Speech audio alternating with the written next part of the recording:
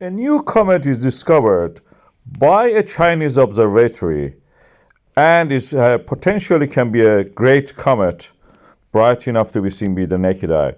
Tsuchinshan-ATLAS comet, or C 2023-A3, is a comet discovered first by Chinese astronomers in an observatory which reminds me of the Griffith Observatory in Los Angeles. The structures and the shape of the buildings and the popularity of the site reminds me of that, to promote astronomy, it seems.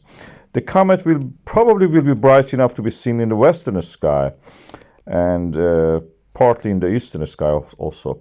From the late August to almost December. When it passes its best will be from the late September to the early October. I have a simulation of it, and you can see that a comet is at the center. It doesn't move. You can see the sun is there, so practically during the closest approach, it will not be visible. It will be in the glare of the sun, but it moves quickly from the down sky toward the evening sky in the October. As you can see here, the comet approaches the sun, then from the other side, that means during the sunset, after the sunset, it will be visible again. So we have a chance to see it on that time, but this best. And from the look at the constellations, as you can see that constellations don't show the sun. That's misleading. When you have to, looking at these diagrams, you have to remember the sun is there. And in the sun, during daylight, it's very difficult to see the comet. It's very bright, the sun brighter than anything, any other object. So consider it as a dawn or dusk comet. It's not like a Hale-Bopp or the Hyakutake visible during the night, long hours. It will be at its best closest to the sun, 27th of September, around 50 million kilometers. Then by the 12th of October, it will be 70 million kilometers from the Earth. It will be, in a way, similar to Comet Neowise. We saw it during the COVID pandemic, and it was a bright sight. You could easily see it from the bedroom of a window. I have my video about that, and I put it at the end of this. It's not like Comet Hyakutake or Hale-Bopp, which were visible in the zenith, near the zenith, all the night. In the astrology of the past cultures, for example, in the Iranian manuscripts, there are predictions associated with this. Cause and effect is not scientific. It's just based on cause and effect. They say that if the comet appears in the Virgo, which is this comet, if it's facing toward the west, it will be decline of the governments. And we know that the U.S. elections will be happening that time. Also will be in the west side for the Iran, that is Iraq and others. For the rest of the world means west side. Will be some fight. We know that there is also this comet associated with the decline of the Anglo-Saxon government by the Vikings, who were actually descendants or ancestors of the Russians, which way you want to see it. Historically, that can be true because we have seen whenever France, for example, attacked Russia, the Russians came back like a tide and take over all the France and Europe. The same with the Germans. Russia took most of the Europe, Central Europe. This situation for the moon will be like this. You maybe see the crescent of the moon during that. There will be a solar eclipse visible from Americas, not from the Europe, but that is visible from those regions. If you're in America, Mexico, North America, you will have a chance to see the total solar eclipse. So let's hope for the best, and hoping that this will be visible for all of us. We will have a summer, Indian summer as we call it in the UK, and rest of the world will have also clear nights. We can see this hopefully without obstruction, without any problem. This will be a sight for us, no matter what the astrologers of the past says. We are astronomers. We don't do those kind of pseudoscience.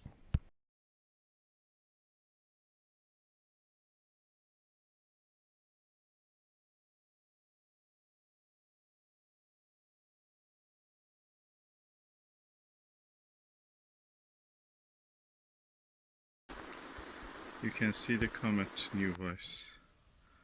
It's just above the tree. Oh, I see it, yeah, with its tail. Yeah, you see the tail? Yeah.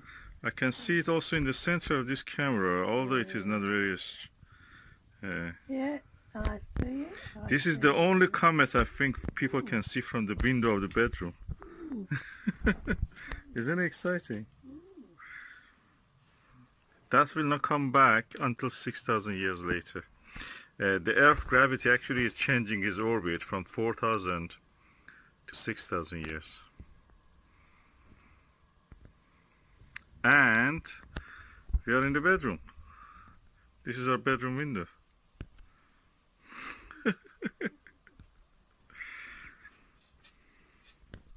I hope you remember when you wake up again in the morning that you have seen the comet Neowise. That's the only comet people can see from the window of the bedroom. And God willing, who knows? Maybe we will be revived if they don't burn us.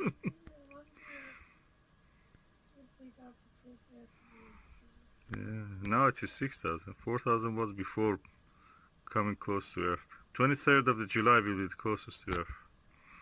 People say when the comet comes in that direction of northeast, people will start disobedience. They will not obey their rulers.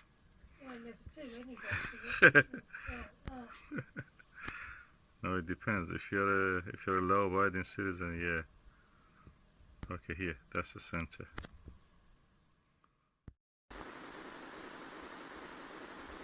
Yeah, comet is there. What you see at the center.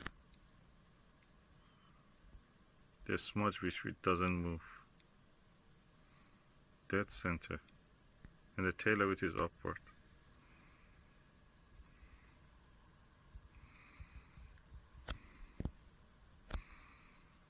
And the star there is Capella, the brightest star which is now at the center.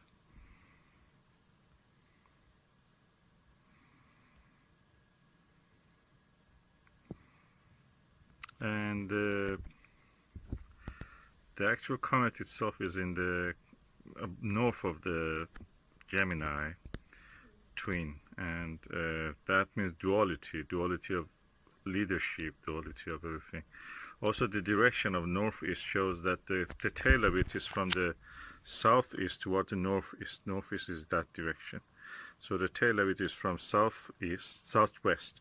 That means mighty armies are coming from that direction. If you live in America, that can be in Texas and Louisiana, even Mexico, from that direction toward the northeast, those original 13 states, including Washington, D.C. and New York. This comet has a lot of prophecies in it, according to the ancient Babylonian texts. As I mentioned, the comet is visible, the comet Neowise is visible from our bedroom window. And I photographed it from our bedroom window also.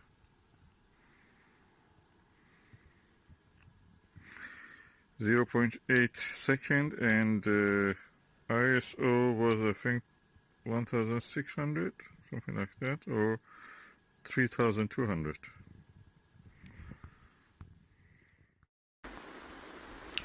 And these are some of the photos I was able to take from the bedroom. I just put a tripod there and took the picture. This is the head of the comet. The details are visible in this is amazing. And you can see more details when in this video you see it a little bit overexposed, but in the actual photograph they're really nice and visible.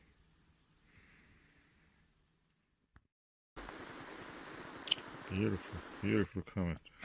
Just from the window of my bedroom, of our bedroom. 6,000 years later, probably we will see this again.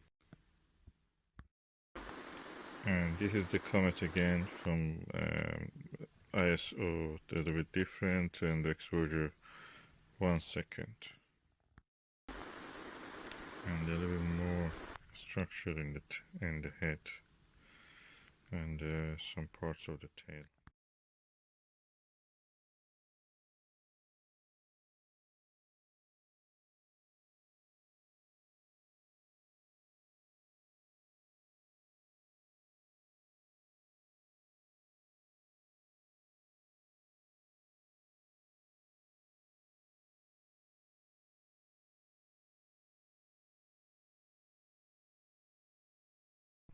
Okay, tonight it was a little bit clear compared to last night, which was really foggy. And I was able actually to go and set up a small telescope. I didn't want to take a big, heavy one. So I went and put this telescope. It's an optical star AR90S, 90 millimeter refractor. It's a short tube refractor. I used the Zeiss macroscope eyepiece. It's a PL 10, I think, 20-20, and this is equal to 25 millimeter and 57 degrees field of view. Is comparing this with the panoptic. I've seen people comparing the view with the panoptic, 24 millimeter, 68 degrees. Really good eyepiece. 1/6 of the price of it. So I watched the Comet ZTF. This is near the Hyades in the Taurus, close by to the Aldebaran and Sigma Tauri. Of course, is moving. The situation is moving. I hold the camera as a Huawei P1030 Pro mobile phone against the eyepiece, nothing else, and I was able to catch it. The mount is a flex tube. It's called a flex tube 130 Dobsonian tabletop mount, white one.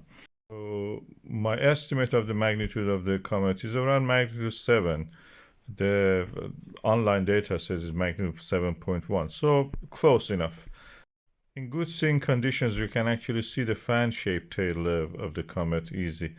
It was a little foggy and wet tonight, but I could see the tail clearly. I also turned the telescope toward the Great Orion Nebula, Messier 42 or M42, and I was able to capture this. I'm really happy. One of the best views I've ever had with any camera, a mobile phone camera, with this telescope. Really nice wide field of view, really everything visible. Of course, a very wide camera means that you will have also some distortion slight, and also a little bit discoloration because this telescope is not apochromatic. And that's the reason we had some purple fringing, a little bit blue light. You know, this doesn't claim that it is apochromat. It's an achromat. It's cheap, but it's very versatile, and I'm really happy to have it.